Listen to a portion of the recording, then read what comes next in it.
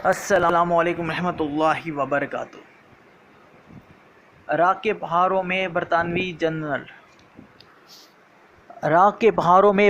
General کا ایک چرواہے سے سامنا ہوا۔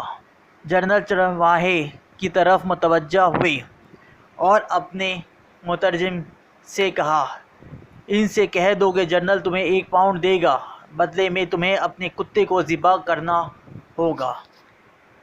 کتا چرواہے کے لیے بہت اہمیت رکھتا ہے، یہ اس کی بکریاں چراتا ہے، دور گئے ریوروں کو واپس لاتا ہے، درندوں کے حملے سے ریور کی حفاظت کرتا ہے، لیکن پاؤنڈ کی مالیت تو آدھے ریور سے بھی زیادہ بنتی ہے۔ چرواہے نے یہ سوچا، اس کے چہرے پر لالچی مسکراہٹ پھیل گئی۔ اس نے کتا پکڑ لایا اور جنرل کے قدموں میں ذبح کر دیا۔ جنرل نے چرواہے سے کہا، اگر تم اس کی کھال بھی اتار دو تو میں تمہیں 1 اور پاؤنڈ دینے کو تیار ہوں۔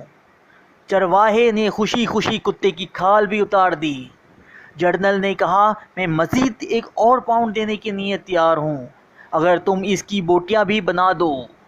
چرواہے نے فوری یہ آفر بھی قبول کر لی۔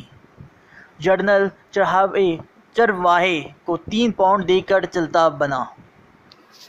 جنرل چند قدم آگے ہی گئے تھے کہ اسے پیچھے سے چرواہے کی آواز سنائی دی۔ وہ پیچھے پیچھے آ رہا تھا اور کہہ رہا تھا، جنرل اگر میں کتے کا گوشت کھا لوں آپ مجھے 1 اور پاؤنڈ دیں گے؟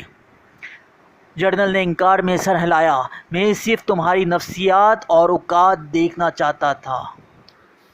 تم نے تو اپنے دوست کو ذبح کر دیا، اس کی کھال اتارتی، اس کے ٹکڑے کیے اور 4 پاؤنڈ کے لیے اس کے کھانے کو بھی تیار ہو، اور یہی چیز مجھے یہاں چاہیے۔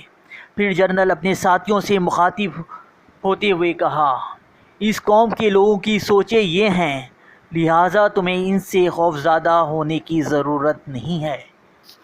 آج یہی حال مسلم ملکوں اور معاشروں کا ہے، اپنی چھوٹی سی مصلحت اور ضرورت کے لیے اپنے سب سے قیمتی اور اہم چیز کا سودا کر دیتے ہیں۔